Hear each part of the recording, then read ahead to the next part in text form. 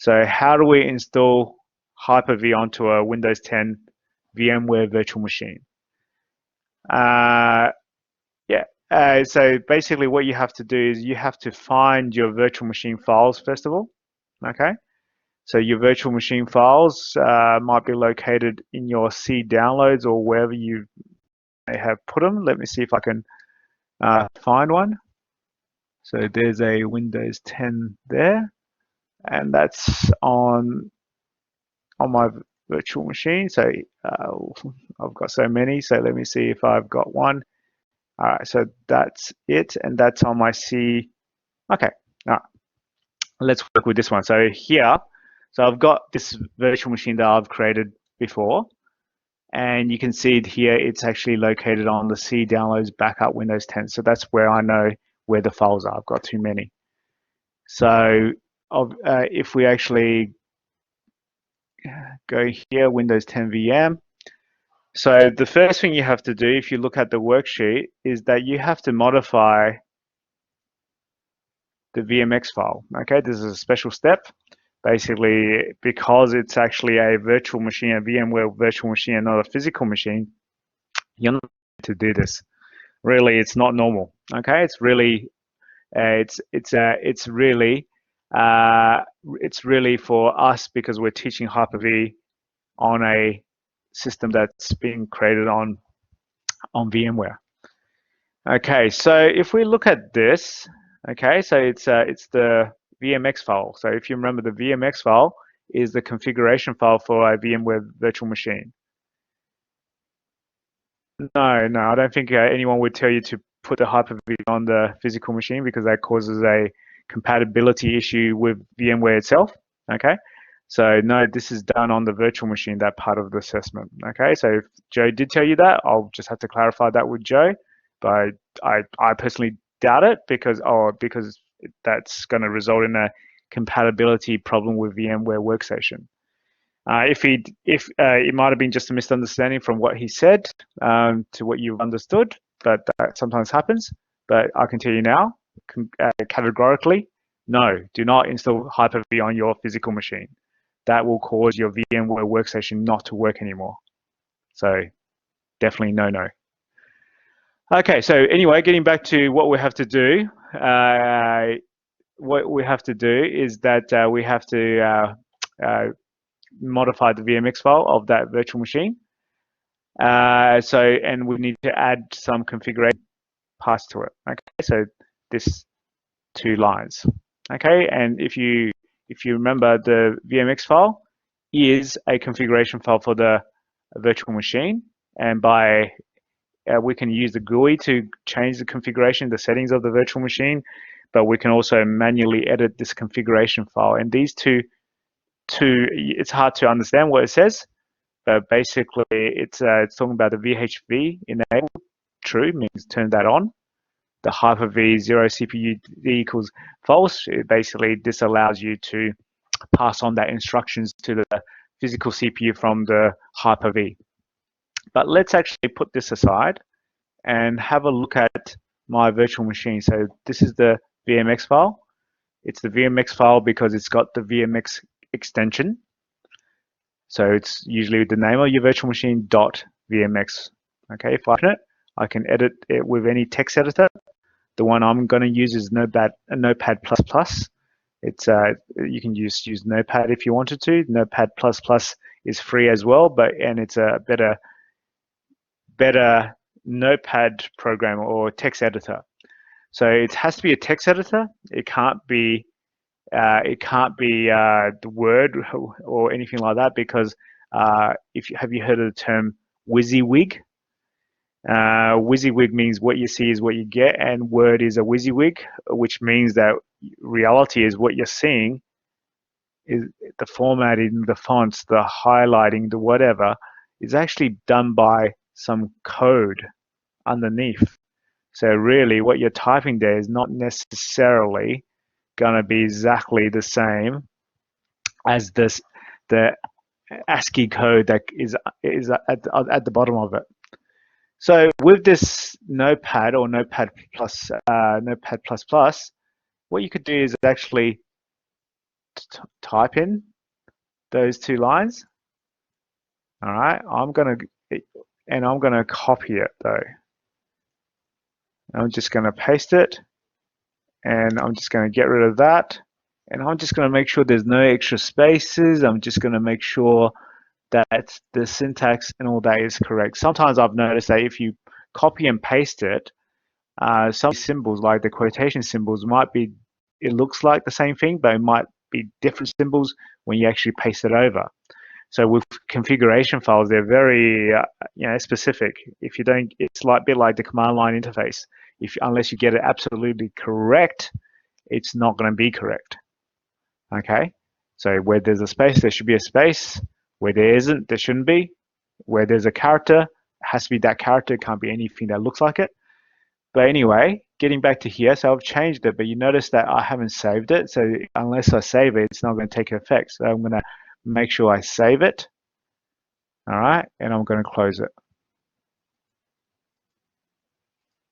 So now I've changed this virtual machine configuration. Okay, so there's nothing it's not gonna be anything you visualize in the virtual machine, but it will have an effect, which means that we can install Hyper-V.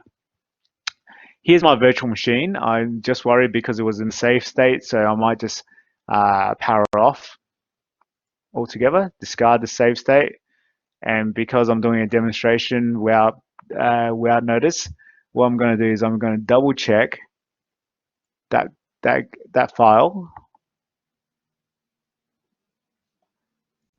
Double check that file to make sure that extra bit I've added is still there. Okay, because I didn't want me getting rid of saving this, deleting the state to actually affect this. Okay, so now if I power on this virtual machine, it's just like any Windows 10. The things we've made, the changes we've made won't be visible to us. It won't be visible in the sense that we wouldn't be able to tell the difference if those 2 lines were added or not from visually. But underlying, the virtual machine is being reconfigured to allow for this nested virtualization. Okay, this nested virtualization. Okay, so sorry about the wait. So unfortunately, it's one of those things with live demonstrations, is that it goes as fast as it goes. So hopefully it's not too long. Okay, so a little bit better.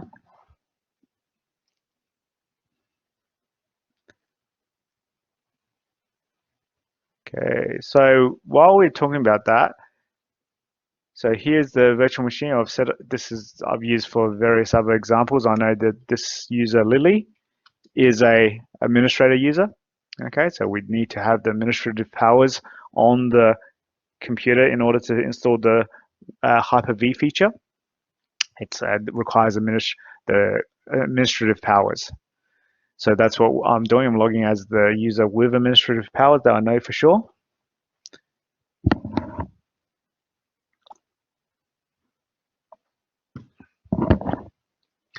And if I've done everything correctly, in a minute you'll see that we will be able to see platform, okay, the Hyper-V platform. So we start control panel or settings, or however you want to get to the add remove programs area of Windows 10.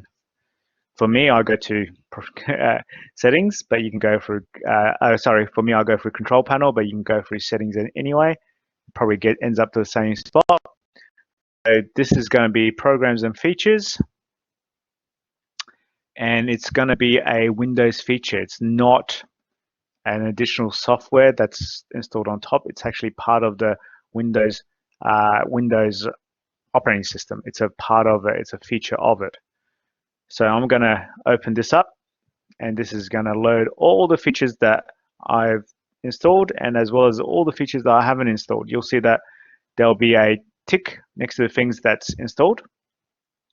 And if it's got a dot like that, it means that parts of it has been installed, but not all of it. So it's tick means that's installed, and you can see there's several layers. Okay, here's the Hyper-V. Let's expand that. You'll see that there's actually a Hyper-V management tools, which is what we need to manage Hyper-V instance. But we also have the Hyper-V platform, which is actually the thing that's most important. This is the thing that's actually going to be supporting the virtual machines. So we need to install both. Okay, we could have just ticked that, but I just want to show you that there's more components underneath that. So you can see the management platform contains the GUI to manage the Hyper-V virtual machines, as well as the PowerShell command modules, which allows you to manage the virtual machines or Hyper-V itself with PowerShell commandlets.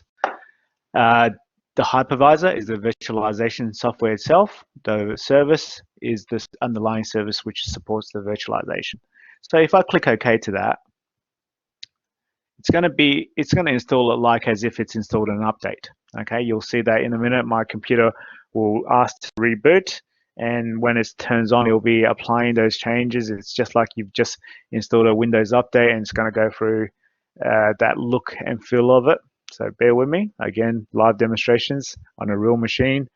It requires some patience as far as waiting for it to happen. If I was making the YouTube video, I'll at that point and picked it up when it's the progress bar is all pretty much finished.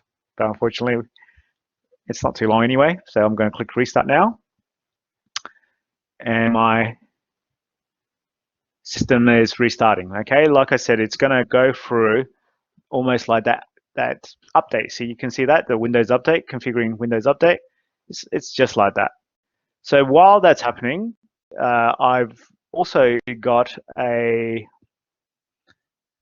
installation media. I think this is the Windows 10 installation media. I created this for another subject previously to do Windows 10 installation. You might have done that yourselves by downloading the media creation tool from Microsoft. I'm just going to make sure I copy it so you know that in a minute we're going to try to create a virtual machine, another Windows 10 virtual machine inside a Hyper-V. So in order to do that, I'm going to need to have access to that ISO. I can do it in a couple of ways. One way is to copy that ISO into the virtual machine, and that's the way I'm going to do first. Another way is to actually mount a shared folder. So have you guys gone through the section where they talked about shared folders already? Okay, so if you have, Sam, that's good. The shared folder, shared folder is basically a folder that's from the host computer shared to the virtual machine. Assuming we've got VMware with VMware tools installed on our virtual machine, we can configure a shared folder between the physical machine and the virtual machine, which in this case is this Windows 10, which we're putting Hyper-V on. Okay, so bear with me. Nearly done. 87%. It just seems like those percentage numbers don't progress in a uniform method. We got to 87% very quickly, but it seems that last 13% is taking longer than the 87%. Oh, it's 88 now. That 1% took way longer. So I'm going to show you two ways of getting that file onto your system. Okay, I know it's bigger file. What does that mean? Like as in the ISO was a bigger file? Yeah, I don't want to waste too much of my precious solid-state hard drive storage with doubling up on that ISO file. Yeah, so here it is. I'm going to log back in, guys. So like I said, I copied this ISO, which was in my C downloads folder. I copied it. So one way of actually getting that ISO into my virtual machine is just to paste it. And again, that relies on VMware Workstation. Relying on VMware Workstation, having that VMware tools installed inside the virtual machine.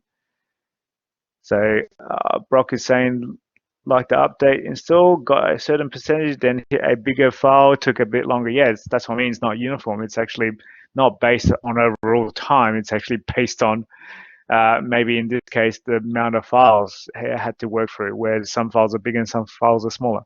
So to get that ISO onto this system, I can just right-click and paste. But the problem with that is that I'm going to now make this virtual machine a lot bigger. Okay, and as a result, it's going to take up more space on my solid state hard drive. And that's not a good thing considering I've already got a copy of this Windows 10 ISO on my solid state hard drive. I'm basically doubling up, if you know what I mean. Does everyone know what I mean? By putting it inside the virtual machine, which is stored on that same file system, we're really storing that ISO twice on that file system. So I'm going to cancel that. So that's how that way. When it finishes, it will copy to the desktop of this virtual machine. But I'm going to finish it. Another way is to actually go to the settings of this virtual machine and use that shared folders that I was talking about. Okay, so shared folders, like I said, is configured here. And I'm going to enable it. So by default, it's disabled, but I'm going to enable it. I'm just going to remove this because I've done it before on this machine. I'll always enable. I'm going to even tick this box to map it as the network drive on the virtual machine. I'm going to click add, and this is a wizard to allow me to find where am I going to map it. So I remember my ISO file was in the downloads folder, C downloads. So I'm just going to map that folder. And if we tick this box, it means that this shared folder is only read-only, meaning that the virtual machine can't change the files there. If I don't tick it, it means that this virtual machine, or through this virtual machine, those files can be deleted. Those files can be added to. It's a bit like working with a network drive once it's done. So I'm going to finish. I'm going to click OK. And again, I'm going to go to my virtual machine. So this is in the virtual machine. So you see how I've got a Z drive now. So that Z drive is actually a drive. It's a mapping to the VMware host. The host, if you remember, is my physical machine. So if I double click on that, if you got an error message in the Hyper-V, it means those two lines that we talked about wasn't done correctly. So I'll help you troubleshoot a little bit later. So if I go to downloads, there's my Windows 10 ISO anyway. Okay, so let's actually see if we can create a virtual machine based on this. So let's have a look at, I've got a E drive which has been BitLocked. So that's encryption if you've never heard that. So let's see how much space I've got. Okay, I've got 62 gigs here, and I've got 40 gigs there. I might just do on the C drive. So I might just create a new folder called VMs on my C drive. This is where I'm going to contain my virtual machines, or Hyper-V virtual machines. So to actually launch Hyper-V, so it's just type the first few letters of Hyper-V. Yeah, it's it's on the first page of the lab. Definitely, there's two lines. So if we look at this is my Windows 10 virtual machine, this one.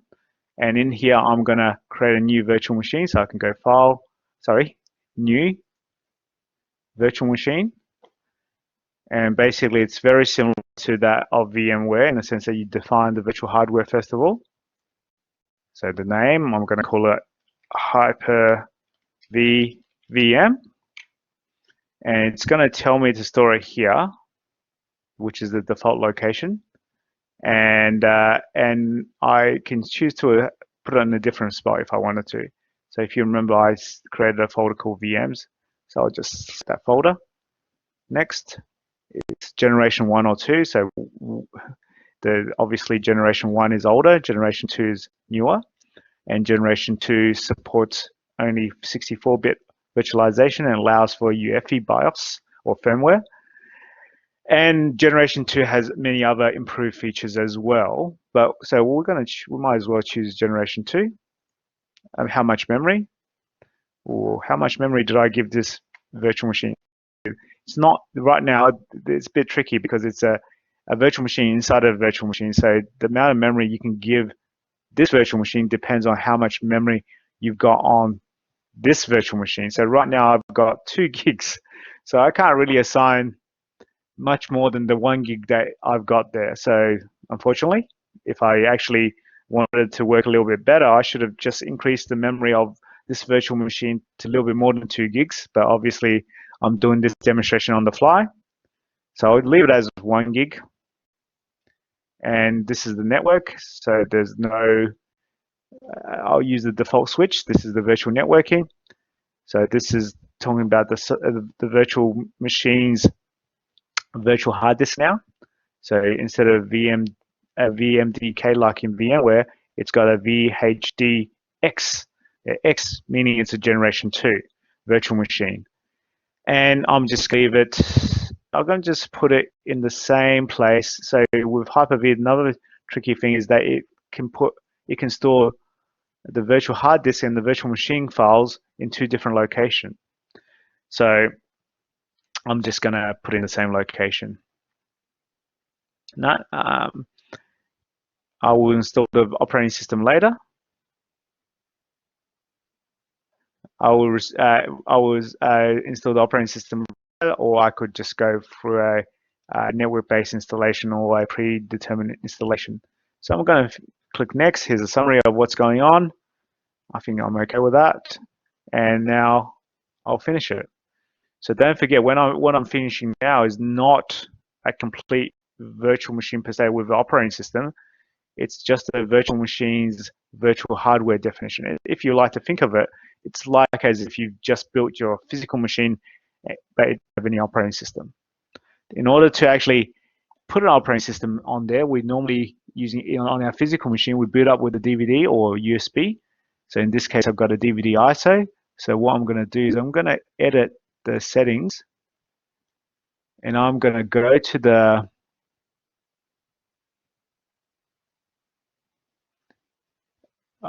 I'm gonna. I don't even have a.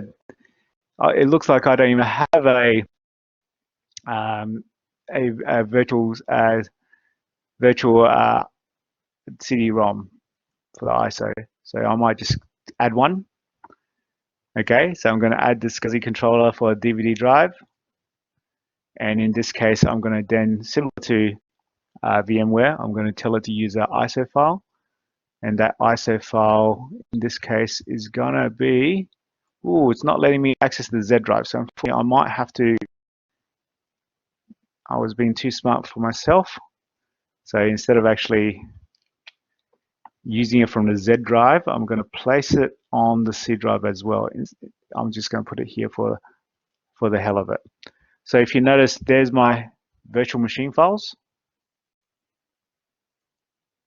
Okay, whole heap of them.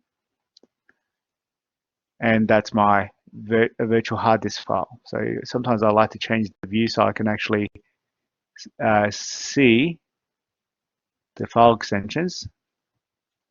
File extensions. So you can see that's a VHDX file. And that's almost completed. It's should be fairly fast. 74 megabits per second. That's basically copying from that solid state hard drive from one location to another location. So it should be fast. Like us, not wasting too much time. And going back to here now, if I choose my C drive VMs, I should see that Windows 10 installation ISO. And once I've done that, I'll click OK. Now it's as if I've put that installation ISO into the machine. And now I can just start it up. To actually see a portal or console, we have to use Connect, and basically that opens up a remote desktop interface of sorts to this virtual machine. And you're right, it's very slow. But I might be missing the part where you press any key to boot off the DVD. But that's okay. I can. Yeah, it's very slow because obviously the amount of RAM I've given it, and also don't forget that there's an extra layer of virtualization there. So let's have a look. So even launching the task manager is very slow. Yeah, so there's no way around it, especially with me giving it only with only 2 gigs of RAM for this VMware virtual machine. It's pretty much all up and quite slow. Here's my console to my virtual machine. Eventually launched. Oh, there you go. A few more. That's always the way, isn't it? You think you didn't click on it, and then you click on it again, and then now you've got multiple instances of it connected. All right, so I reckon I would have missed that part where it says press any key to boot off the DVD. So once it connects, hopefully it will let me still do that. If not, I might have to reset it.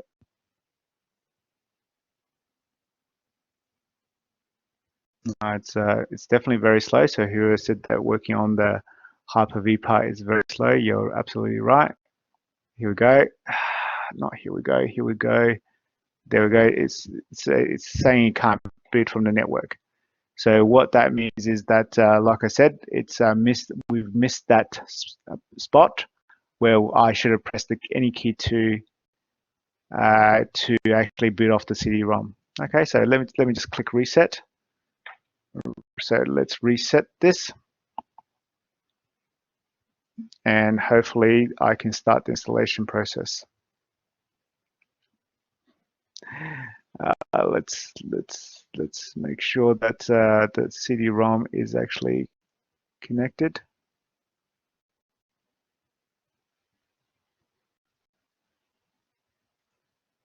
Okay, it's definitely connected. All right.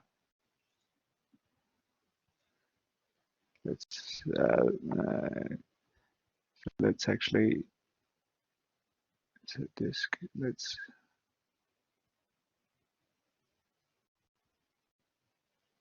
Let's actually restart it again.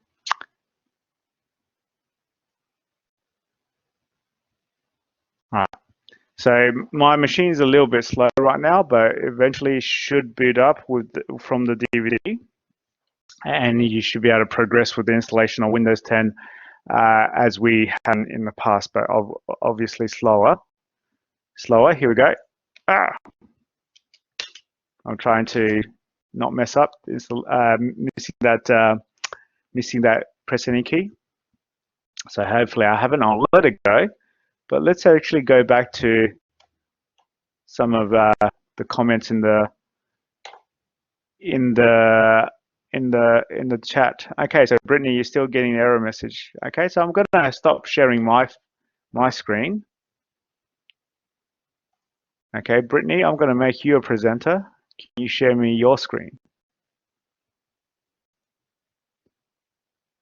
Do you know how to share the screen, Brittany?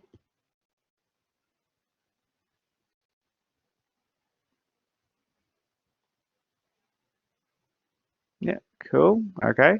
So right now error occurred, so close that. So just turn off that virtual machine altogether.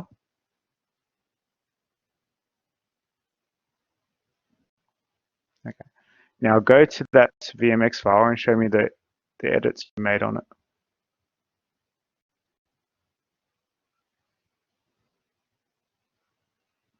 Yeah.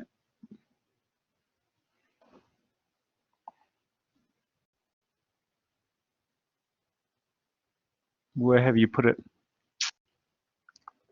Yeah, so that's a thing. Okay, so make sure you add it and save it. Okay, and then turn it on. So right now I can't see it. So maybe right now type it in and then save it. Okay. Yeah, well, yeah. Until it's saved, it's not going to basically it's not entered. Okay, so just be careful of the spaces when you copy it in. Yeah, and yeah, just make sure there's no spaces at the end of that line, the last line.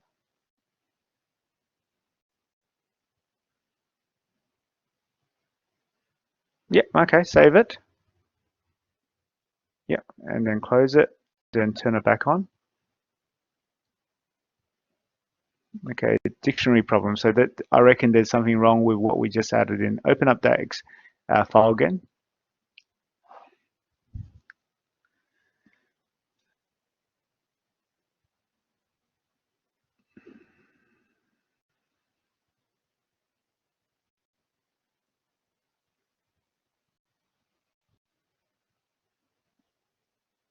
So go straight down to the last bit. I think it was right at the end, wasn't it? All right, so if you're having problems, maybe type it in, okay? So like I said, sometimes with the copy and paste, you might pick up some things. Just with that equals true. Yeah, hypervisor CPU ID dot E0 equals false.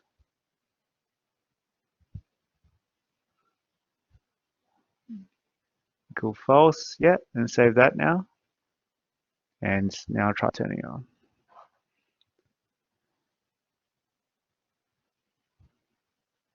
Still a dictionary problem.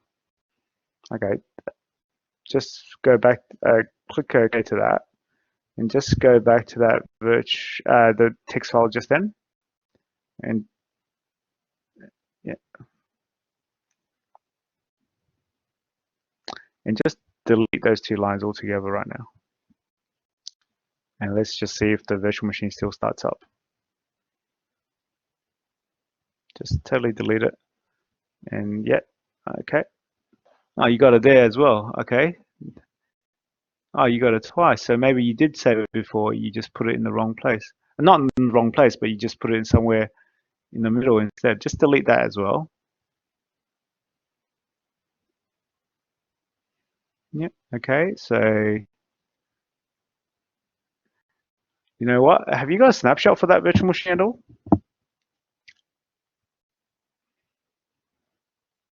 Yeah. Just go to that one, and that way we know that we haven't messed up the VMX file. And when you've done that, shut it down and put those things in and start it up again. Okay. See how you go there.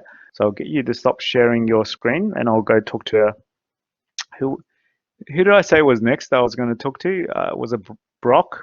Was I going to speak to Brock second? No? I might talk to Brock. Yeah, okay, good. So I'm going to talk to Brock. I'm going to create some, yeah, no